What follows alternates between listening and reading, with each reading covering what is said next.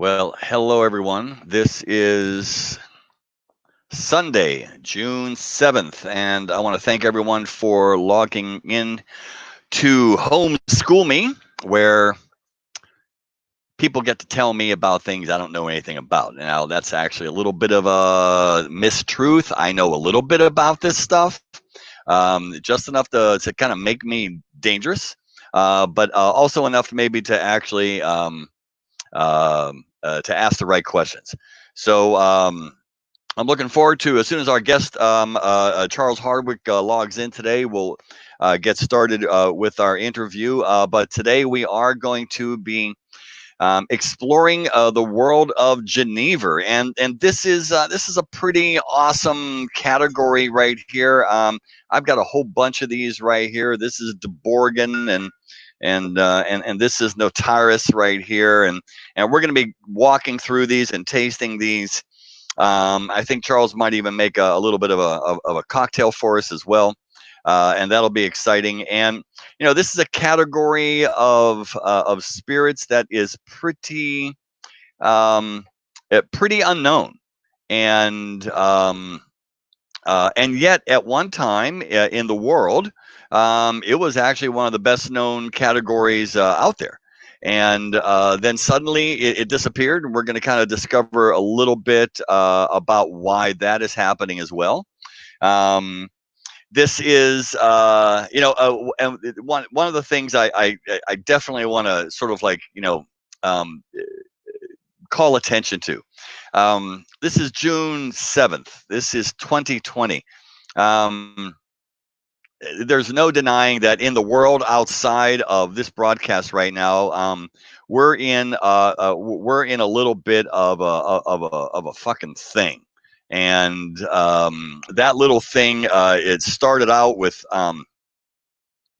COVID-19, and it drove everybody indoors and drove everyone away from each other and really started to decimate a lot of businesses, especially in the hospitality and the spirits industry where I work and where Charles works. And then on top of that came the events around the tragic death of George Floyd and what that had provoked around the world. And there is no telling that we are in the midst of some sort of a cultural realignment, a rethought, a pause, whatever that may happen to be. And so we're going to broadcast and talk about liquor. And so I want people to kind of keep this in perspective. I mean, this is a small little detour away of some of the more pressing issues of the day, and this in no way should be construed as ignoring them or not really kind of giving them their due course and their due attention. This is a tiny little respite. Hopefully, it'll be a fun respite. And hopefully, we'll learn a little bit, and we'll be able to kind of take that back out into the world with us as well. So I just wanted to kind of give that as a bit of a disclaimer there, just so people have kind of a picture of what our intent is and what we're trying to do here. This has been really a wonderfully successful series, and I'm really excited about the fact that I've had so many wonderful guests on here. We started this out right at the height of everyone drawing themselves indoors with Zoom meetings, and this started out on Instagram with Ian Burrell, and we were talking about rum, and that was a really wonderful conversation we had. And then a good friend of mine, Lala Noguera, who is one of the leading female distillers of mezcal in Mexico, took us through a whole array of agave spirits. My good buddy Frank Moreno from John Drew Cigars walked us through cigar smoking and lighting a cigar and cigar construction. And then we also had Carl de Hoffman came on and talked to us about cider And last week we had Amy Dubin, who talked about the world of Indian tea, and prior to that was Mark Darroze, who spoke with us specifically about the world of Armagnac, which he and his family have been in for a few generations. And so, with that, I'm very excited to introduce. There he is. Hey. There he is. I thought you were ducking out on the intro. No, I'm ducking in. Go ahead. Well, good. Sorry. Yeah, that's cool, man. It's technology, man. Yeah, it's like the old days. You're a former, once an entertainer, always an entertainer. And in the old days, they used to be like, there'd be like a guy backstage going like this. Keep going. Yeah, right. Yeah, right. And I've been tap dancing around this stuff forever. Yeah, so just give me a platform, right? Sure, man. I appreciate your patience as I waited for my Chrome browser to load. Yeah. So it's finally up and running, and Good. Well, good to have you, man. And so let me actually make a formal introduction now. So like I said, this is HomeSchoolMe, where I get people who know a lot about stuff besides just whiskey, because I really don't want to have those kind of conversations, because I wrote a book about it, and okay, yeah, we're over. Let's go talk about some other stuff. And so I'm really excited to actually bring my friend Charles Hardwick here. Charles and I have known each other, actually, I think about maybe a dozen years or so. Charles used to be the bar director, bar manager at a little place called the Blue Owl in the Lower East Side of Manhattan, and that's where I first came across him. I was hawking whiskey to him. So Charles, welcome. Great to have you here. And why don't you kind of give everybody a little bit of a sort of a Charles Hardwick intro on who you are? No, sure. I've been in the bar spirits industry for about 30 years, which kind of seems unbelievable, but it's true. That's something that I feel like you're so young. Yeah, I'm so young, man. You can see that by the absence of gray hair in my beard. I've worked in a wide variety of bars and restaurants, everything from, kind of Southern barbecue style joints all the way up to like Michelin star restaurants, and almost everything in between, I've worked in really almost every kind of place except for maybe a true dive bar, but my focus on cocktails and spirits knowledge and all that stuff really started with a place called Pravda, which closed a few years ago, but I was lucky enough to work alongside. Yeah, you remember? Yeah. And I lucky enough to work alongside Jason Cosmas and Dushan Zadich, who went on to found Employees Only. I was lucky enough to work with them alongside them at Pravda. I worked at a place called the Odeon, several kind of iconic places, and then there was Blue Owl. Oh yeah. I was kind of given the keys to a cocktail program really for the first time. And then since then, a little fine dining with Bettany, a place called Bettany, and the Waldorf Astoria, a place called Lachine. And most recently, the Mandarin Oriental at the office at the Aviary. Right. And I've been working on this Genever category ambassador role for about 2 years.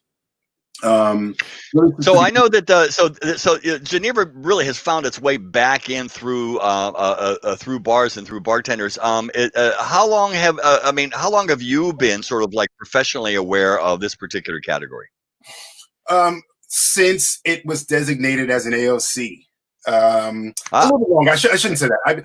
I've known of it just casually because I've been to Amsterdam a lot, and I had a Dutch girlfriend for a number of years. So I knew what it was in a sense. I knew it was like Dutch gin. But in terms of, getting towards this level of knowledge, since really 2008 when the AOC was designated, and Bols Genever really made its kind of big push to kind of really awaken people's sensibilities and knowledge to the category. So about 12 years. Right. Yeah, that was one of the first brands that really kind of came out and sort of planted their flag, so to speak, back in the cocktail.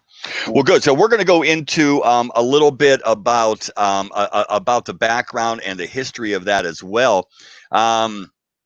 I wanted to kind of frame this, however, in a discussion of where Genever comes up. So before we go into it, Charles, give us just, what are we talking about? What's the definition that we need to have in our minds to understand what this category of spirits is? Well, essentially, what it is I think the best way to kind of just start things off, as we discussed a few days ago, is maybe for me to just show this little movie. Remember the little clip that we talked about? Oh yeah, sure. You want to jump right into that? Okay, good. Let's so I go ahead and entertaining and everything, and I think it'll just give people a baseline knowledge of it's not a way to cop out on actually the verbal elements, but it just is a nice good. A nice little kind of signal. So I'm gonna just get that going now, and then we'll let it play. Okay. Yeah. Cool. Great. So let me add that on, and we'll put that on full screen. Let me know when you're ready, and then I'll hit play. It's ready to go. So yeah, go ahead and hit it off there. Let's back up here. Just a bit over a century should do it. There. The year is 1880. There was a drink so versatile, it accounted for a quarter of all the cocktail recipes in the book they call the Bartender's Bible. Jerry Thomas's Bartender's Guide. It was so popular that its fame spread from early European origins to every corner of the globe. But its spiritual home was to be the bars and saloons of America's greatest cities until Prohibition trashed the party. When those dark days finally drew to a close, the spirit of Genever was lost to American history. Until now, that is. At the heart of Genever is a unique malt spirit, triple distilled in a copper still from different types of grains. This is what gives Genever its unmistakable flavor. Juniper berries and a mix of botanicals are distilled and then blended with the malt spirit by a master distiller to craft the perfect balance of distillates. This is how we achieve the complexity of flavors and the vast number of varieties that is the hallmark of Genever. Genevers can be botanically led, crisp, and refreshing with just a hint of malt spirit, or they may contain as much as 100% malt spirit for a full-bodied, complex flavor. Some Genevers are then aged in wooden barrels, which adds depth to the flavor and a rich golden color. Evolved and perfected over generations, Genever's sheer variety inspires mixologists to create. Shaken, stirred, or strained, there are thousands of cocktails with Genever at their heart. So, over a century on from America's first taste, drink that was once enjoyed coast to coast in all our great cities is ready for a whole new generation to rediscover and enjoy. Whether you're recreating the drinks that fueled the golden age of cocktails, such as the Collins or Martinez, or mixing something brand new for the 21st century, there's a Genever that's perfect.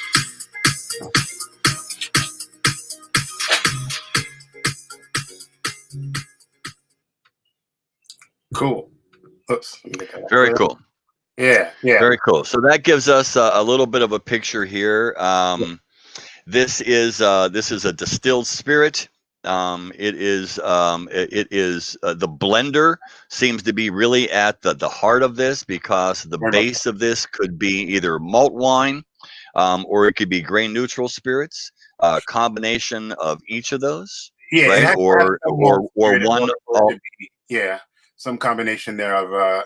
So essentially, to answer your question, your initial question before we went to the little video clip there, Genever essentially is a compound spirit. It's really always going to be a blend of that malt spirit and then a neutral grain spirit that we would typically, more often than not, describe as a London dry gin. But there always has to be malt spirit in there, and juniper, and some neutral grain spirit element, and then the percentages will vary depending upon the style of Genever that it is. But then it has to come from really the protected designation areas, being the Netherlands, Belgium, and some parts of France and Germany, some small parts of France and Germany. But most Genevers by far come from either Holland or Belgium. Well, let's actually jump into that because I wanted to kind of give a framework of kind of like where does this fit in history. And I did a little bit of a jamming together of some information that I have and some information that you provided me as well. So I'm going to throw this up here, and this is essentially this is here to kind of give us a sense of what the timeline. All of these things are done in are made or distilled in an alembic, which is essentially just a pot, and the pot goes back a long time. The pot goes. Let's see if I can get this guy going here. Yeah. So it goes back to the Egyptians. You can find a Sumerian and Egyptian civilization that were doing some sort of a crude separation of natural things using heat, but mostly for all other reasons, is mostly to make colors and dyes, and what passed as medicine and things that like perfumes. It doesn't really kind of get a real a jump on things until right around the days of the Alexandrian Greeks, and it was surmised that Aristotle himself had tried to use some sort of alembic distillation to desalinate water unsuccessfully, as we can probably imagine. That area of the world ends up becoming sort of like the where all of science and all of sort of like this type of progress had actually coagulated at that point. And then it's not until we actually get the Muslim invasions of the 9th century of Europe. And at that point, the Persian empires and the early or the late empires of the Arab world were the centers of enlightenment. And when they went on holy crusades up into Europe, and here's a map of it right here, we can see how the movement of not only their form of religion, but also all of the science that went with it. The science, of course, at that time was really philosophy.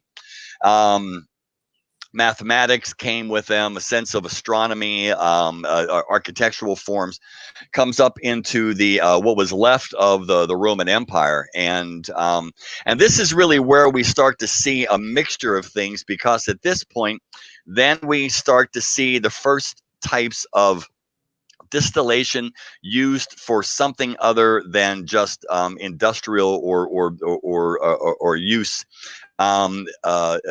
outside of the body. Now we're actually talking about ingesting things, and this was the early days of what aqua vitae, what became the water of life, and it was sort of like in Gascony was where we start seeing written records of it in the 1200s, and then goes up into the Balkans and becomes, imbued with the word woda, where we get the word vodka from, and then the word whiskey, or actually the idea of whiskey, starts showing up in Scotland and Ireland in the 1400s, in the late 1300s. But it's right about here when we see Genever pop up, and then and so. At this point, Charles, I'm going to hand this over to you to kind of walk us through this sort of timeline here.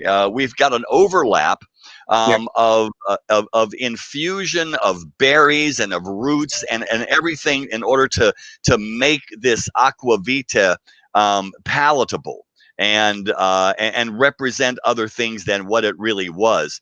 So there's a lot of overlap right here. But then what's really interesting is the age of the age of Dutch dominance, Yeah, which happened right exploration. around the 1600s. Yeah, Dutch East India Trading Company, and which remains, if you were to scale it up or adjust for inflation, as they say today, would still be the the largest trading company in the history of the world.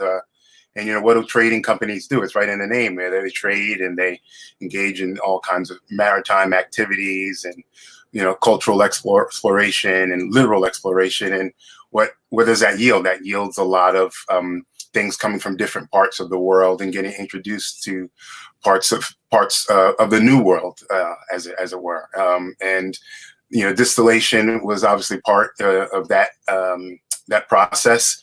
The trading of spices and the use of spices, especially like juniper and cardamom, coriander, and things like that. And they also, align with a lot of different world events, like the 30 Years' War, which was really a really violent and lethal war that really claimed upwards of 8 million lives. They weren't all due to the actual war activity. There's a lot of sort of peripheral, things like disease and stuff. But at the end of the day, during that course of 30 years, people, many people died as a result of the war. There's obviously William of Orange, which was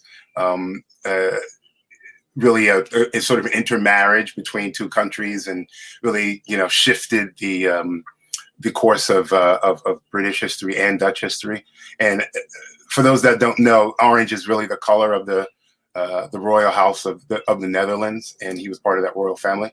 And then, people know about a little bit, if you're a spirits professional or not, you may have heard of like gin lane or the gin craze, and that really yielded a lot of regulations in gin. And that actually sort of helped Genever in a way, because, people were sort of British style gin, and Old Tom gin was kind of much more regulated at the time. Then you start getting more into the 20th century and Prohibition. So let me just stop you there, because at that point, we actually have Genever and gin actually both existing at the same time in history. So just to clear that up, there's no sense that one thing pushed the other thing out. They both were coexisting at the same time. Yeah. What I meant by that simply is, if you look at some of the classic cocktail books, like Jerry Thomas's, the Bon Vivant's Companion and stuff like that, a lot of those were cocktails were made with Dutch gin, with Genever, and since Genever. No, I'm sorry. I was referring back at the time of Mother's Ruin and the London gin craze at that time. Genever was still it was still a spirit that was out in the marketplace, and it was actually being drunk with regularity as well. Is that right? Yeah, that's essentially true. Yeah.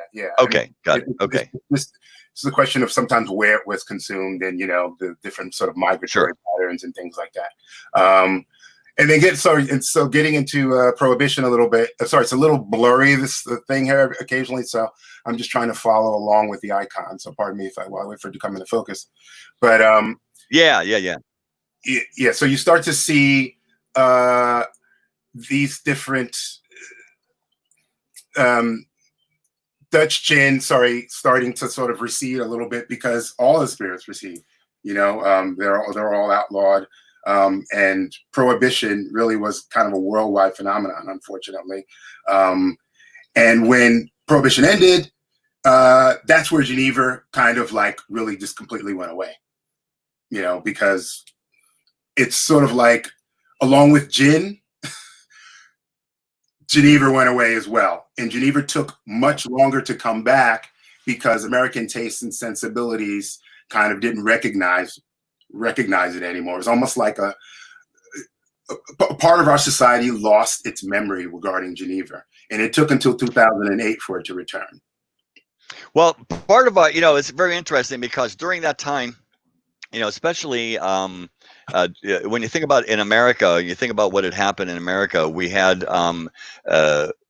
Prohibition, but at the same time we had we had the World Depression, right? It was the stock market falls out, and then right after the Depression was World War II, which was another period of sacrifice, and so food and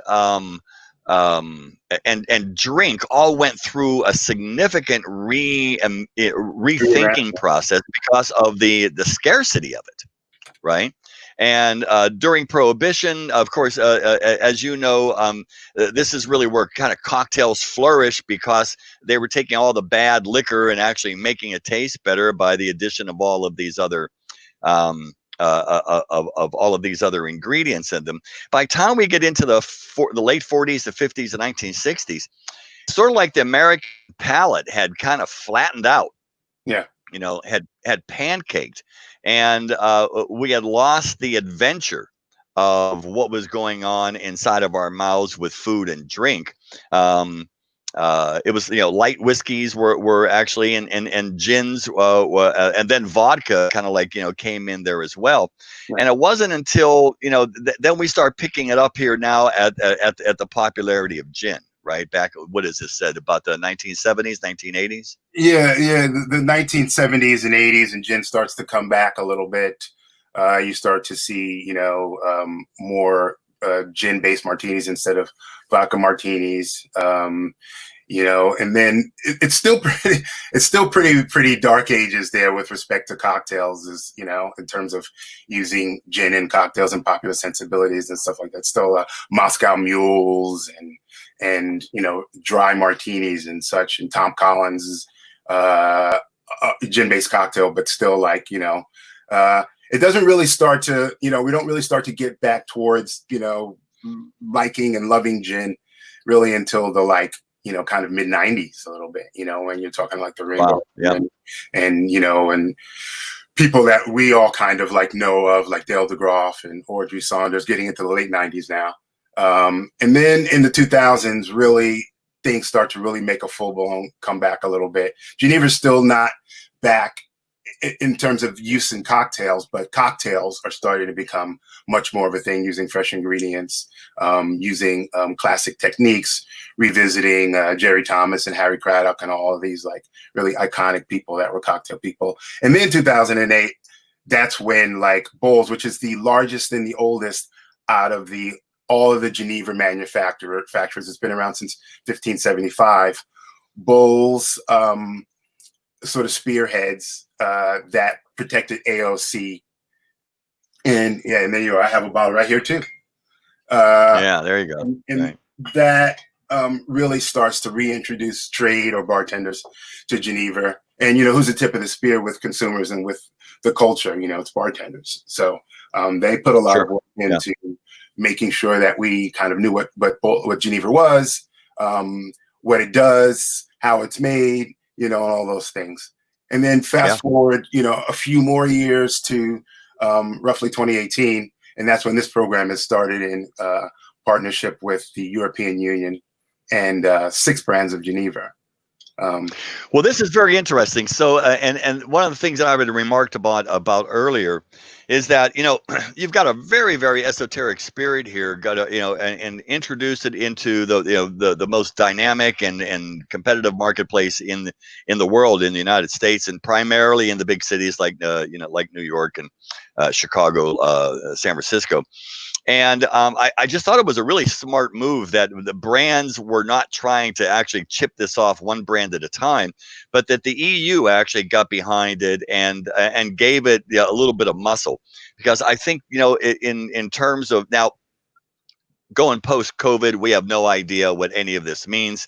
But up until this point, I just thought it was a smart idea for the EU to get behind this and really help raise the identity of Genever as a category. So that'll kind of bring us into some of the categories that we have here that you're representing. So this is again, it's a blend, and the blender seems to be right at the top of the triangle right here as to creating the style. So do we refer to these as styles? Is that how Yeah. how they're to be referred to? Okay. Yeah, you could definitely within the category as a whole, under that umbrella, there are two different styles. Really, it's pretty easy to remember, but the labeling makes them just a little bit confusing. There's a young style and an old style, and what the young style is, it has nothing to do with, an age statement or anything like you would see in whiskey or rum or, any other of those spirits that might see barrel time. The young style has to do with the percentage of malt wine that is in that style. So a young style can, by definition, legally, under that category that I mentioned, the category definition that I mentioned, between 1.5% and 15% malt wine. So that's what it has to be within those boundaries. And that's the young style. That's the young style. Yes. And young style. Okay, got it. Okay. And then the old style has to have between 15% or just above 15% and 100% malt wine. So again, okay, so that's a broad spectrum. Yeah, it's very broad. But one of the cool things about how Genever works and the fact that it's a compound spirit, the fact you can play around with proof and that blend that I just spoke of to kind of make the Genever or help the Genever to show its malt spirit presence a little bit more or a little bit less within the confines of those. So you can have an old style, and I should mention that it has to be at least 35 proof. No, 35% ABV, right? Okay. Yep. So, so within that, you can play around with, with your percentages to make it express the malt wine component, a malt spirit component, a little bit more. Got it. So yeah, what I'm looking at here, I'll use. Sorry, go ahead. Wine. I'll say malt wine when I mean malt spirit, but I always mean the malt spirit. If I happen to say malt wine. Okay. So let's understand what we mean by that. So to define either malt wine or malt spirit, what's the easy definition that we need to know about that particular detail?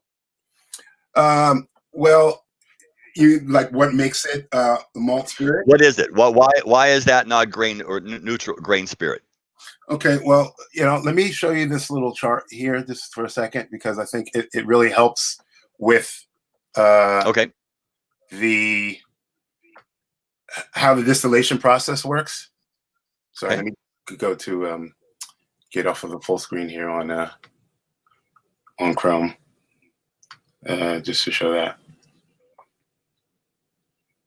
Because in the meantime, while this is loading in, I'll just say there are a lot of different offshoots during the distillation process that the master distiller controls. Well, essentially, I mean, I'm really just looking for a very simple a simple definition here. Is it when we say malt wine or malt spirit, we're talking about starting with a spirit of grains that have been malted, correct? Yeah. So it fits the general understanding of what malted is. But is the grain itself designated? Is it like, for example, malted barley?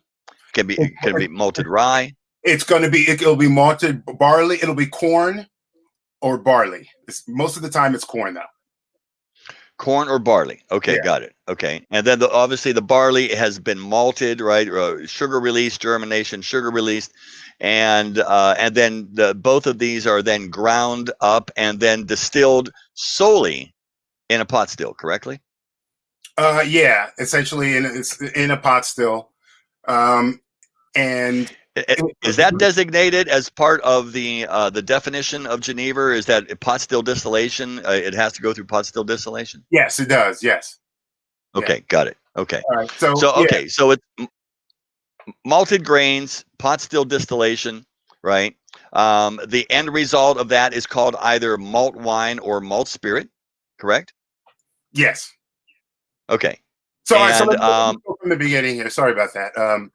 Yeah, that's right. We don't need to go to that. I mean, we can just kind of talk through this. Okay, cool. Yeah. So that's fine. You get the barley, you soak it, you let it dry, you mill it a little bit. There's some mashing and fermentation, and then you start going through the distillation process. Okay. Yeah. Good. So essentially, we're getting a spirit that is lower in ABV because it's pot distilled, so it's not higher in ABV or is purified as a column distilled. Right. Now, the question I have here is on a number of these. It says. Like, for example, made with grain neutral spirits. It's a grain spirit made with grain neutral spirit. I'm actually reading this off of the Bowles Genever right here. So then, how do we interpret that? What that says right there? How do you interpret what the grain neutral spirit is? Well, the grain neutral spirits. So that's above 95% apparently. So that it's 96%. It comes after the fourth distillation. So. Okay. And that's kind of why I wanted to show the chart because, or the slide, because two different things can happen. It can go through those pot distillation, those 3 or so distillations, and then get put into a barrel, and that'll be the malt element. And then you have another distillation, which is the neutral grain element, and then you mix the two later on. The percentage of the percentage of each is determined by the master blender, as is, and that's why I was kind of like waffling about the malt spirit elements, because that also is controlled by the master distiller, and they usually almost always work with barley. I misspoke earlier, but it's always barley, and they'll at different stages, depending upon how they choose to do the blending, they'll use either maceration, or they'll further distill other components into the neutral grain element of it. They'll do a bit of vapor infusion. This all depends on which kind of Genever we're talking about. And sure, absolutely. Well, let's actually go to one or two of these styles here, and let's actually talk through them. And now that we have sort of a basis of understanding of what Genever is categorically, we can start looking at these from a different style perspective. So, I'll just pull one out right here. We've got Notaris, right? Which is it says the bartender's choice in Rome. So I know this actually has a kind of a cool little backstory into it. So can you give us a little bit of background on what this is? And this is actually here at 47%. So this is actually quite potent. Yeah, it is. We're going in reverse here a little bit, and since we're not tasting, that's great, because we don't. Oh, I'm ready. Well, okay, then let's back up. Yeah, if we want to do this from a taste perspective, let's go ahead and do that. I would imagine you've got kind of like a line, and I've got 6 glasses here, so I'm ready to actually go through that. So really awesome. Yeah. Oh yeah. Oh hell yeah. Oh dude, really? Come on. Are you kidding me?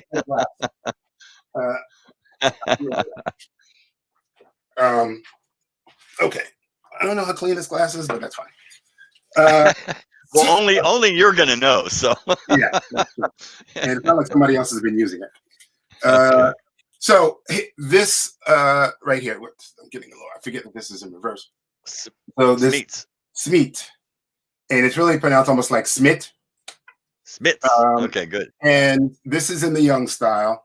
So essentially that means that it's less than 15% malt wine. This is between 3 and 4% malt wine. And then I'm sorry, it's what? Between 3 and 4% malt wine. So really, really low percentage of malt wine. This is out of the 6 that we're tasting today. This is the only one that is produced in Belgium. So interesting. A little bit of a distinctive very cool element. And then as far as ABV, it's right on the cusp, right up the lower end of that legal designation. It's 35%. Yeah, 35%. Says 1921. I would imagine that's when the company was founded. Mm-hmm. It says, and I'm going to butcher this, but Hasselt's Grand Genever. Yeah, right? According to my limited knowledge of Dutch. Perfectly said. Perfectly pronounced. Oh, there you go. Yeah. So beautiful. I mean, really aromatic. A little bit of a dark vegetal undertone here, but Juniper is in the lead here. Is that correct? Just as in gin? It's unlike London Dry gin, which really is kind of funny. Like distillers like Desmond Payne and people have told me the way gin legally has to be sort of Dutch. So London Dry gin is a preponderance. I forget the exact language, but it's something still subjective, like a preponderance of juniper or something like that. It's not like any kind of scientific, Like, yeah. So it's not within a shadow of a doubt. It's a preponderance, right? Yeah. So here, this doesn't have that to the degree. Like if I held it up next to, say, Beefeater or Tanqueray or even Plymouth, right. I would say. But you do have it does have to be detectable and part of the recipe. From this, I get some of that, but I also get a lot of almost like cacao and just some fruits, like some nice kind of like just a hint of like dark fruit. This one is a great. There is that little touch of almost like when you said cacao, I was actually thinking it was muskier, like the husks, cacao husks. It had that that type of and then that's like really brief right on the right as a head note, and then it gets into a little bit deeper fruit. So let's and now do I see a slight coloring here? Is it or is it just my background that I'm a little touch of yellow? Typically it may just be something taking on some of the color of the surroundings. Sorry, like I'm leaning this way and my camera's not. So these younger styles will usually be clear. Yeah. And that's a nice little peach and apricot kind of like pop up in the middle of the palate. It gets really big and round on the it's kind of like a gentle attack, big and round about mid palate. And a very nice, almost little milk chocolatey finish on this. Yeah. So this is actually, this is really, this is very nice, very drinkable. Just the right amount of heat. It's at 35%, so it's pretty much under the 40 there. So anybody who has a spirits palate would easily be able to. So very compelling. So that's Smith's, and and that's an example of young Genever. Exactly. It's good. Charles, where's Genever come from? Where's that word? What's the origin of that word? It really is just a Dutch. It's basically juniper in Dutch. Oh, okay, cool. Right. Yeah. Okay. All right, that was nice. That was Smith's. Yeah, Smith. And the next, let me put the cap on so I don't spill it. Bobby's. But I tell you what, man, they love these tall, skinny bottles, don't they? Right? Everyone's using. Yeah. Is there something about this sort of bottle shape that is specific to the brand or the Holland or something like that? Because a lot of people, traditionally you will see Genever, and I'm still trying to get used to the reverse. Okay, yeah, right. Yeah. We'll have a silhouette of this longer kind of almost like a column shape. More tapered, shouldered kind of silhouette. Over here, like this guy here. Yeah, that's that one. Old Simon. Next, but you'll much more easily identify Genever on the back shelf by that shape. So it is a traditional. Then we'll notice on down the line too that Bowles has an almost identical shape as the bottle of Bobby's. Right. So okay, Bobby's. I love that. I love it when a spirit has a real nice, friendly name. Oh yeah, it's Bobby. Yeah. It's like you've never met a person named Bobby probably that you didn't like. You know what I mean? Like, it's like Jimmy. Yeah. Hey, talk to Jimmy over here. Hey. Hey, I just saw this crazy. Oh, wait a minute. You'll love this. I just saw this crazy movie the other night. Have you ever heard of this? It's called The Search for One-Eyed Jimmy. No, I haven't. All right.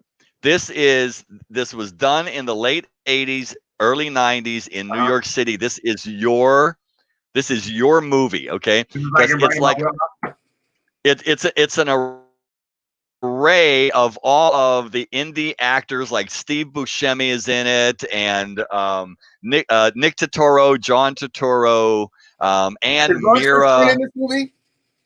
What's that? Is Lawrence Fishburne in it? Oh, hell yes, he is. Yeah, I know this movie. I haven't seen it all. I think it's Buscemi or Abel Ferrara or somebody like real New York directed. Oh yeah.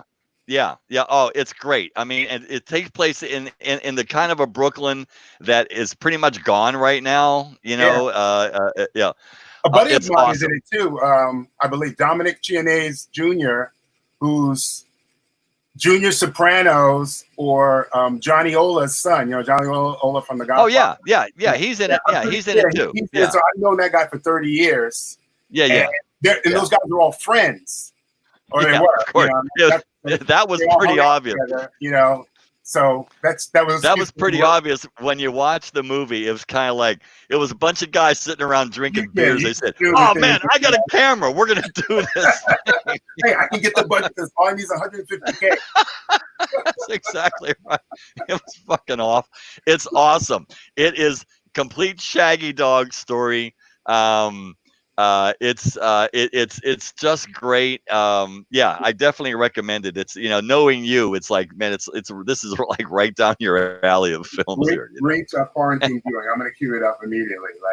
Yeah, absolutely.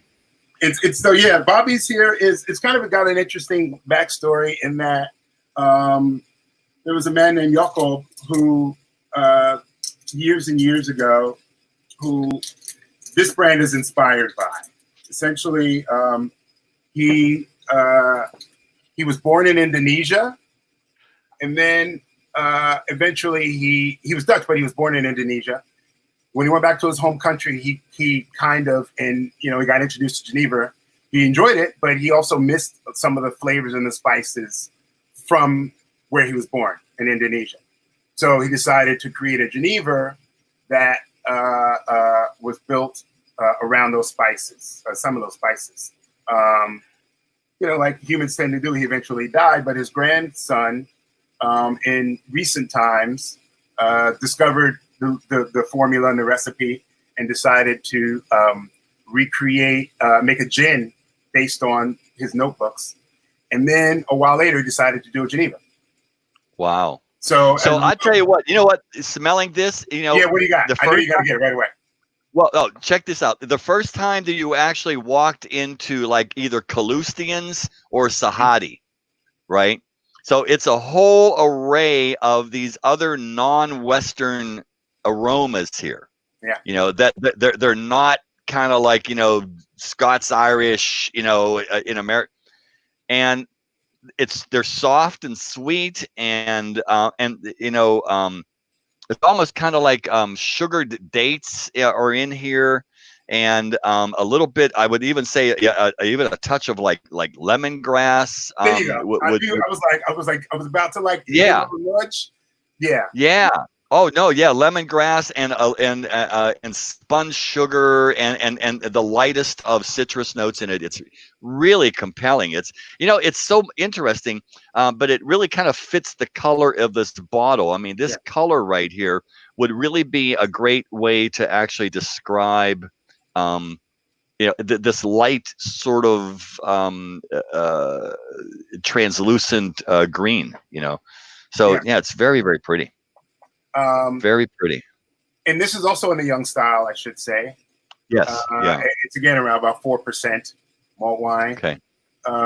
It comes in at 38% ABV.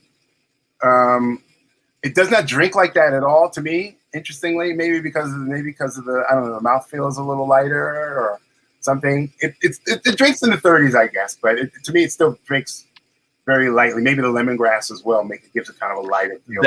I think I absolutely agree. I think that's really, and that softens it up on the palate as well. It's a little bit more dancey than the Smiths. A little more ethereal. It's sort of like playing around with the mouth cavity as opposed to laying down on my tongue. Yeah, I mean, honest to God, this is your replacement with tonic. This is a natural. Goes right to tonic or Tom Collins, Oh my God, yeah, absolutely. It's Tom Collins. There's a drink. I got to start asking for that drink more. When I stopped drinking that drink, that was back in the bad days when all those drinks were being made with artificial ingredients and powders and shit like that, right? And I've only had one modern iteration of a Tom Collins, and I had it somewhere out west, like in California or Denver, and it was absolutely fantastic. And I keep forgetting to actually go back and order it again because it's an awesome drink. It is a really good drink, and it's a classic for a reason, for sure. Yeah. Yeah. Oh, sure. Yeah. Boy, that's very,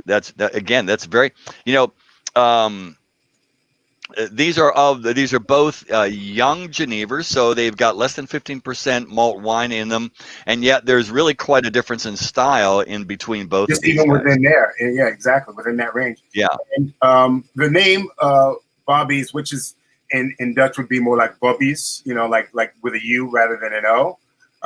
It was a nickname of Jacob, the guy's grandfather. So cool. Grandpa Bobby. Hell yeah. He made some righteous shit down in the basement. You damn straight. It's a no-brainer, I think, for him once he found those books. So, I'm bringing this back. Look, I'm gonna drink anything named Bobby's is okay with me, man. It's like, we're gonna pick up a bottle of Bobby's. We're gonna go over to Jimmy's, right? Eddie's coming over. He's bringing hot dogs, and All right. Well, so that's great. What else? What do we got next? So next we got Ruta Old Simon. With the tapered bottle here. Yeah, that tapered kind of shouldered bottle almost looks like the Oscars of spirits bottles. Now accepting. There you go. Nice. Very good. Huh? Very good. So this. Hey, I'm a little worried about Old Simon here on the label. I mean, take a good look at him. I mean, he looks a little worried right there. But because Dutch people are very worrisome people typically.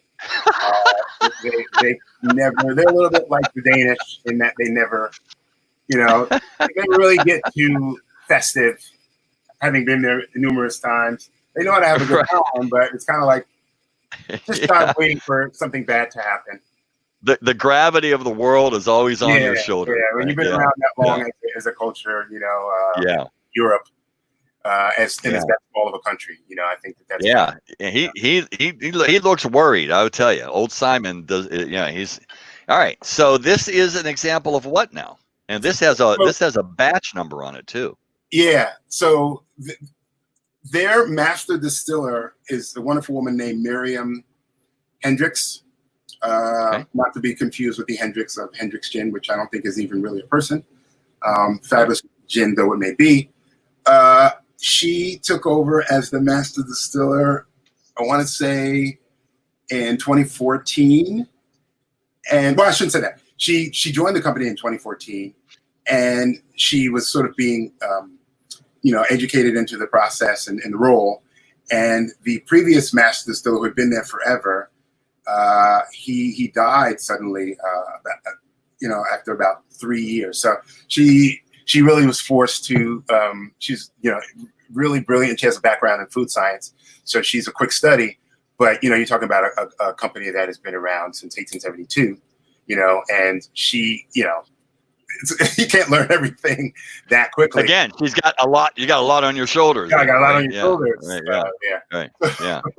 So, but she has all these. She has obviously a tremendous palate, but she has all these wonderful ideas for unusual. And it's part of the tradition of Ruta in the first place to use interesting things like walnut and apricot. Wait a minute, I'm sorry. Just repeat the word you just mentioned, Rute? Yeah, Ruta. The company is Ruta. Oh, Root is the company. Okay, got it. Okay, yep. And then Yeah. Old Simon is the kind Gotcha. of the Is the brand sub- the brand? Yeah. the expression, if you will. Okay. So, and this is in the old style, actually. It's 40% malt wine. Yep. 35% ABV. Taste it. Okay, and that is absolutely obvious on the nose. You get what I guess it would be, not the same thing, but it would be equivalent to the funk that you get in rum, right? So it is Yeah, so that malt, that's really kind of like malty, yeah, down lower. It's bottom note kind of stuff. Grainy, chewy. Mm-hmm. And that's that's where you start getting close to like the walnuts, the chewy part anyway, and like this. And there you go. And walnuts, yeah. Again, vegetal. There's a vegetal note in here now. That's celery. Oh my God, that's what it was. It was celery. Yeah, it's celery. That's another. Very specific, unusual thing that Ruta and Miriam love to work with. One of my favorite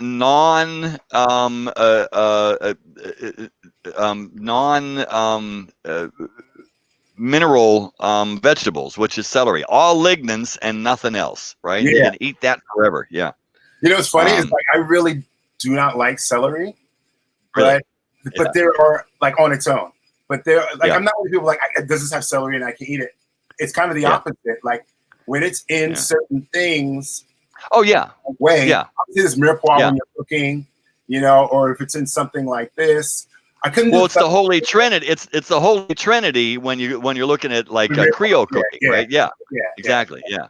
And I mean, you cook it down like carrots, it gets actually sweeter. The sugar's aromatic, really nice. Yeah. And this really makes pretty. Going to application. I love so much that you talk about application because this makes a phenomenal gin and tonic. I only discovered that during confinement. I was on a call with some friends, and I just decided to make myself an Old Simon and tonic, and it knocked my socks off how good it was. Yeah. Was that just straight ahead, no bitters? That was it. Maybe just a little bit of lime with it. Yep, Nothing. Just Old Simon tonic and a lime. You're using like 1 to 3? Is that how you do it? Like a 1 to 3 ratio, or? Yes. Yeah, pretty much. Yeah. Something like that. Yeah. Mm-hmm. Okay. So all right. Well, that's on the menu tonight. I was about to say, what? I had no lie. I had like 3 of them back to back. I was just making the gin and tonic just to have something to sip on. I didn't really intend to start. Right. And I wound up. I had to have another. Yeah. Oh yeah. No, I get that. Yeah. And so that's like, for example, why I like, it's one of the reasons I like Mamie Taylor's as opposed to Moscow Mules. Okay, yeah. Because Mamie Taylor actually brings some real depth of flavor in there, and it does a whole other thing than vodka doesn't do, and that's essentially what we're getting here. On top of gin is that. Man, I'm gonna try that with the bobbies, like do a Mamie Taylor with that, or a version of a Mamie Taylor, because it wouldn't be. Oh yeah. And because of lemongrass, the ginger, like, that could really sing. Yeah. I think you'd have to get one of those lighter style ginger beers, like Fever Tree. That's not really, that wouldn't overpower. Yeah. That wouldn't kill it. Yeah. There's one like Reed's, and that's really heavily, like gingery. Light up, Yeah. It kind of, you get all the burn there. Yeah. Right. So cool. That's awesome. Yeah. And that's like, as I said at the beginning, Smith is the only one that's from Belgium. So all these ones that we're tasting now, including the Root to Old Simon, is from Holland.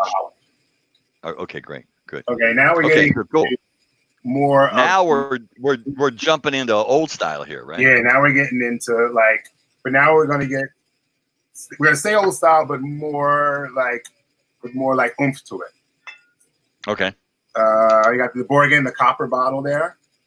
Yeah. which, this Wow. bottle obviously like stands out for all sorts of reasons. Oh, sure. Yeah. This is actually kind of like almost like a clay bottle. Yeah. But It looks conducive. it looks what? Conducive. Yeah.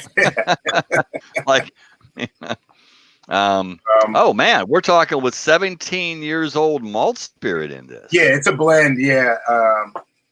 Damn. And it's 40% ABV.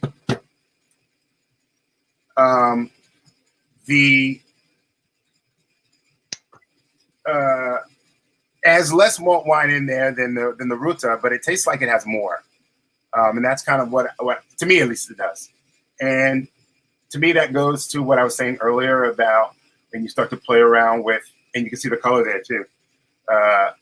When you start playing around with the ABV or the proof, as we would say here in America, and sort of taking advantage of that to push the malt element forward more. And then since it's aged malt wine, that makes it even more sort of assertive. So what are we aging it in? Are these like ex-bourbon barrels or French oak barrels? What would they be? In general, it really can be aged in. It could be a new oak barrel. It could be used. It could be any one of a number of things. Sometimes it's just aged in a tank. It's not really. Okay. Right. So that's interesting. So this is now we get to the distinction between like age and maturation. It's been sitting in that tank, like steel tank, for 17 years. That doesn't mean it's really been going through any changes then, right? Right. But in this case, as it would in a barrel. I'm just speaking as a whole when you're talking about the aging. Yeah. In this case, sure. This is I'm not sure really what kind of barrel they age it in. It's oak. A variety of them. But I'm guessing, I'm pretty sure it's a variety of oaks. I think it's because they kind of keep it a little bit secret, like as to what, how long and, and which kind and when they're changing it. That's kind of like I'm not really privy to that. What's interesting, in that way, the way that you've been describing this from a blender's perspective is very reminiscent of what in France they would call a maître d'échelle. The cellar master, when they're moving and changing and blending eau de vie inside of barrels and then taking them out and putting them in a demijohn to stop any more maturation and then refilling with something else. And to me that's really like the great crafted artistry of spirits. Distillation, at one point, distillation, you're definitely making something out of nothing. And there's an engineering aspect to it, but it's really kind of like when you get into blending, it's all sensory. It's all 100% sensory with these guys. Yeah, and that's why we were saying earlier why it's so important, why the master distiller is always, hugely important, but there's so many like unusually, at least almost, I don't want to say untraditional because they're very traditional to Genever, but traditional in terms of how other spirits are made. There's so many little different like kind of offshoots and little tricks and like you said, those little things where you're just kind of it's done by feel or done in almost like a sensory way, if you will. Mm-hmm.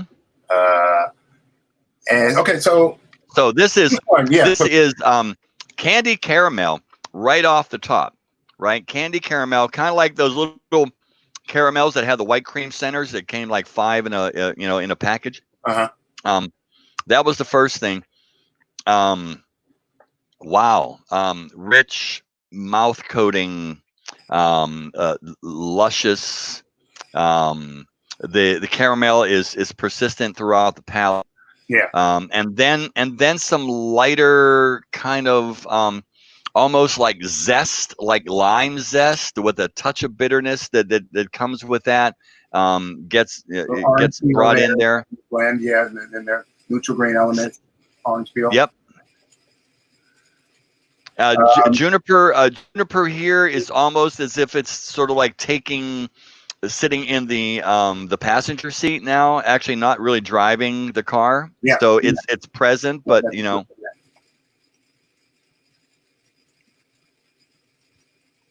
Wow. Yeah, and here, even just what are we on the fourth? Number 4. It's starting. We're starting to get number 4, right? So we're starting to get a sense of, even within just the 4 we've tasted, 2 in each style, just the incredible range of flavor, already, mouthfeel, like that you can get in the category. It's not just always like, the old if gin and whiskey had a baby. Yeah, there's that, but and quite honestly, we need to actually ban that metaphorical thinking from anything. And anytime someone starts out, if this and this had a baby, I said, you know what? I don't want. I'm not. We're not into an adoption right now. I don't want to have anything to do with that kid. But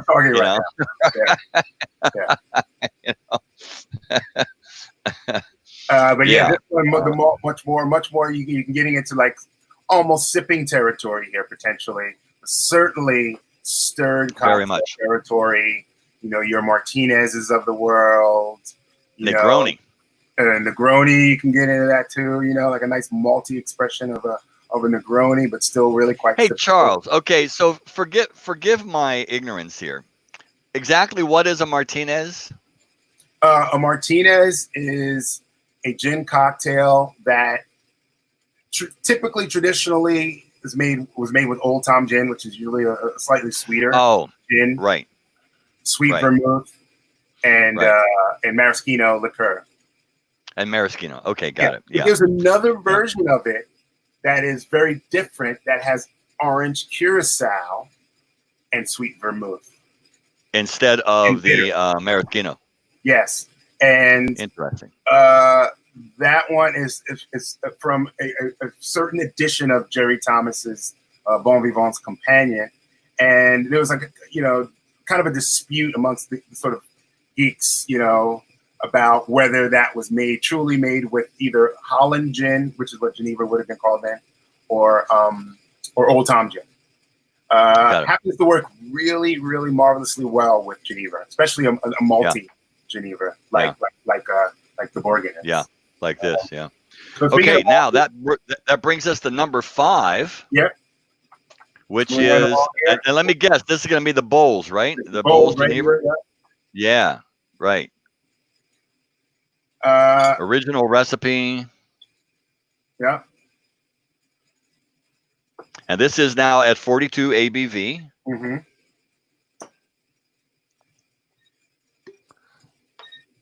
The famous cylindrical bottle here.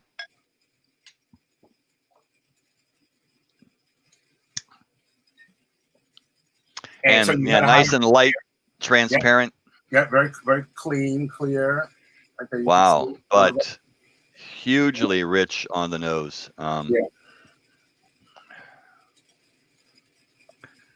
So now we're actually, this is the cleanest, maltiest of the lot so far. And what I mean by cleanest is that as opposed to the De Borgen, the De Borgen had that caramelly note that you would get from wood.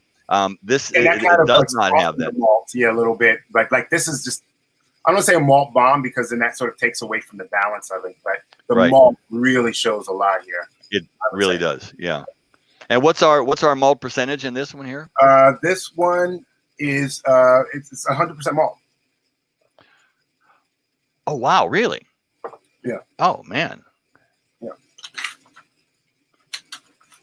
So it's interesting because in that respect, I mean, I've tasted a lot of raw spirit, coming out of whiskey distilleries, and this is really where the crossover is right here. Yeah. Except, then I'm getting a lot of the floral and botanical notes and little fruity notes that are coming out because of the infusions here. Yeah. I mean, it does heat up at 42%, it does heat up your palate quite a bit. In fact, I'm going to take a drink of water. But yeah, it reminds me of a lot of raw malt spirit that I've tasted that, malt distillate.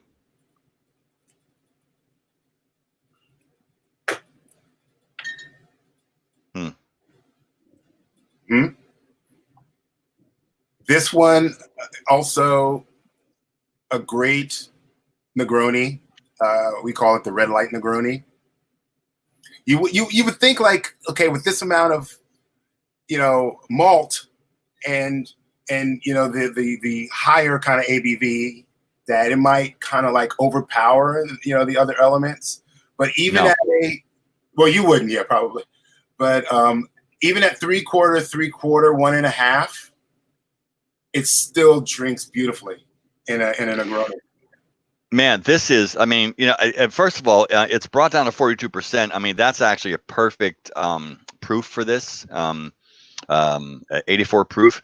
So this almost like melts in your mouth. It again has that sort of like fruity candy note that you're going to get from raw malt spirit.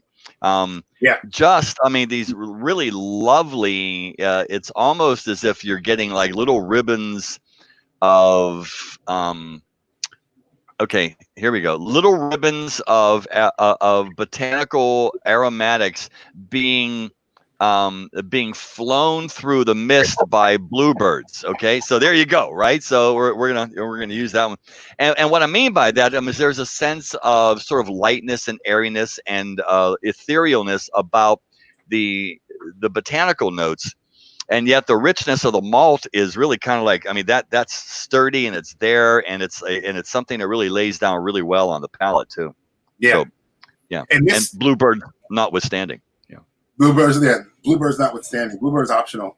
The oldest and the largest producer of Genever. Really going back to 1575. We sort of touched on the historical context of these things. They should be good at it because they've been doing it for such a long time and on such a large scale. And they certainly are. And Bowles, just as a reminder, as you mentioned earlier, Bowles is the one who kind of like was the first company that kind of came out and was assertive about what? With the AOC designation, is that what you want to say? Yeah, and the ones that actually kind of reassert the role of Genever back into the marketplace again. They were the first. And I'm not sure if I mentioned this or not. That was in 2008. Okay. That happened in 2008. So I'm talking about 22 years ago. All right. So now we're going to our last guy here, and this was the guy that now I can see why you stopped me. Yeah. Because I got a feeling, and considering this is in a black bottle, so that should probably tell you something as well, right? Not ominous at all. No, not at all. No, right? And so this apparently is going to be like a mouth. It's going to be a mouthful of wallop right here. So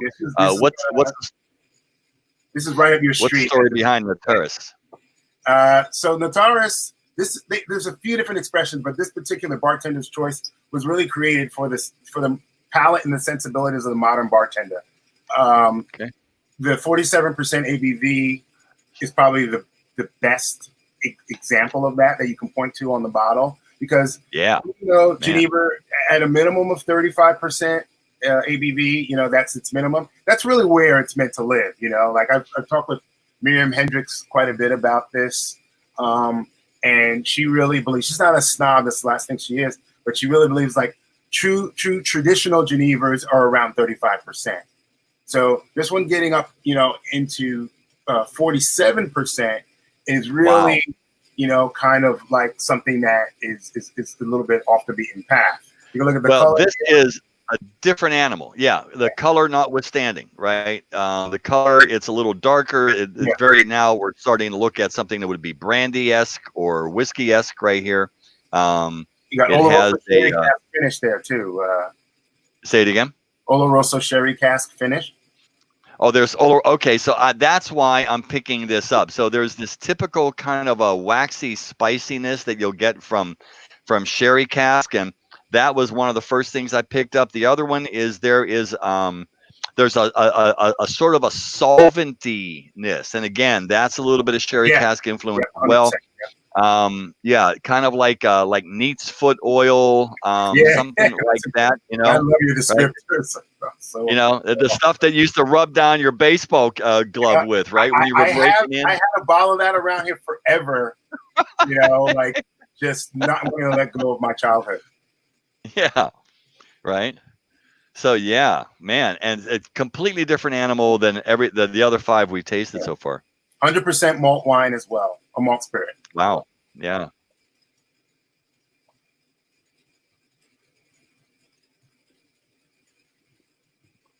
Wow, man. Okay. Wow. Whew.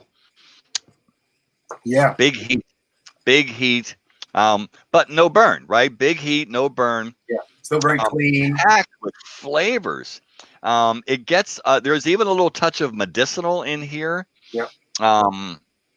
Kind of gauzy, like gauze. Mm-hmm. Yeah. Almost getting towards like the gauze on a Band-Aid. Not quite Band-Aid, because there's no like. Not quite Band-Aid. Exactly. Yeah, like, not quite. If you took that gauze, in the middle, the part that's meant to go on the, without getting too graphic, that little gauze that's on the Band-Aid, but not the Band-Aid itself.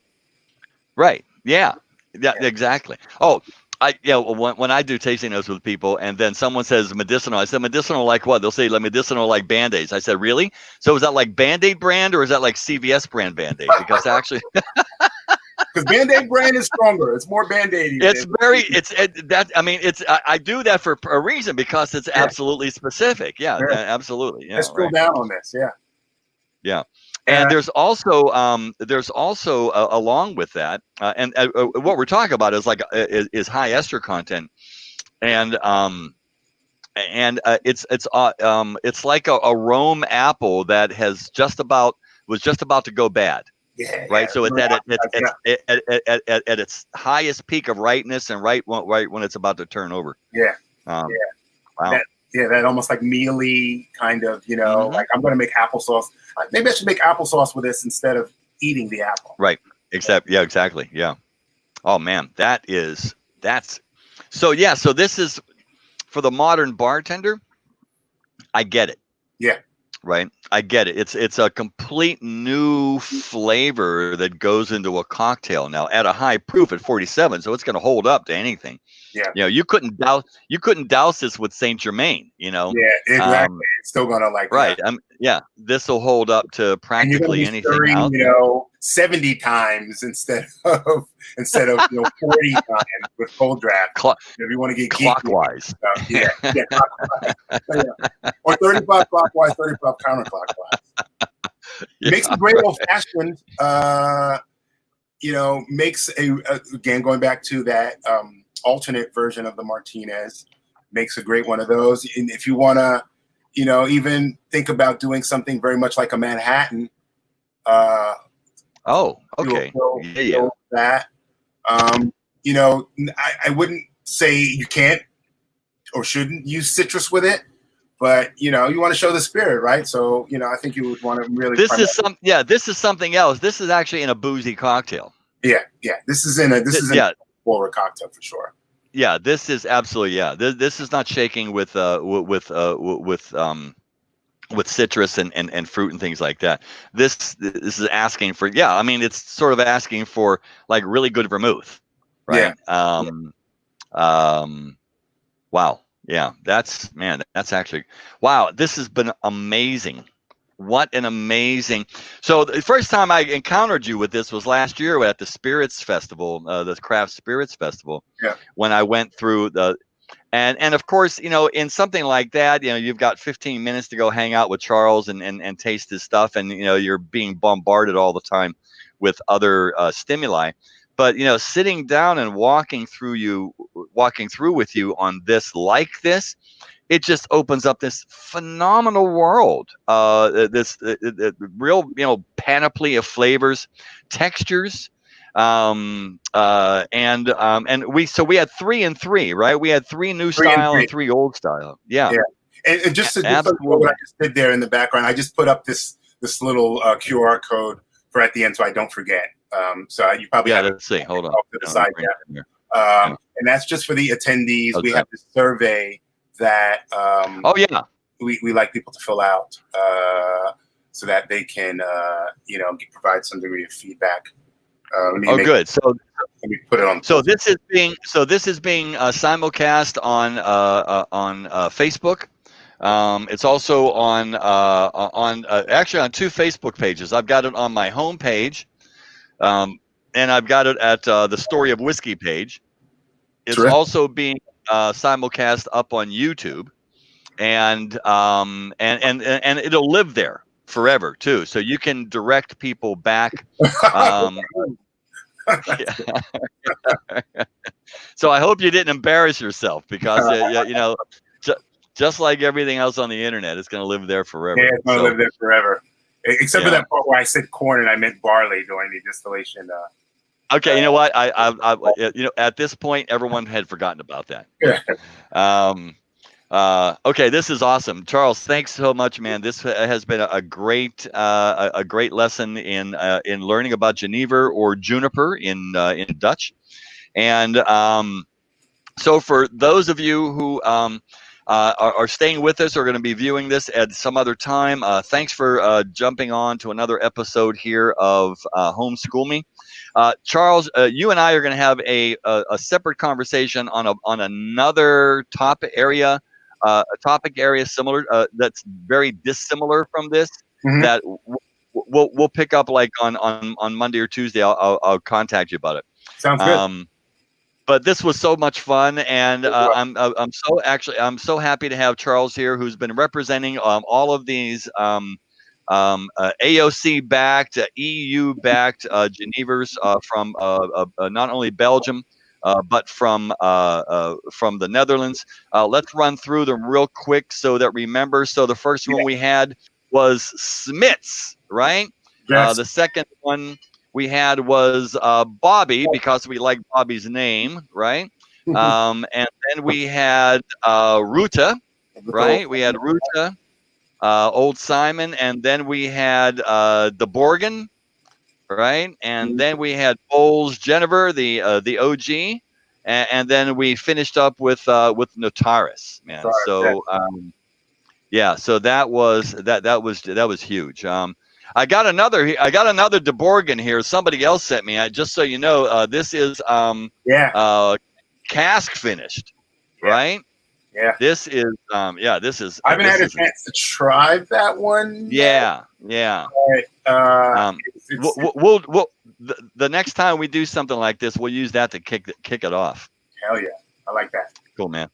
All right. Hey, buddy, listen, man, stay safe, stay healthy. I look forward to actually sitting either on one side of the bar with you or opposite the bar from you as soon as possible. Same here, man. I look forward to it, man. And stay safe as well. Yeah, thanks, buddy. Okay, take care. Thanks, everybody. Thanks for showing up. I will see you.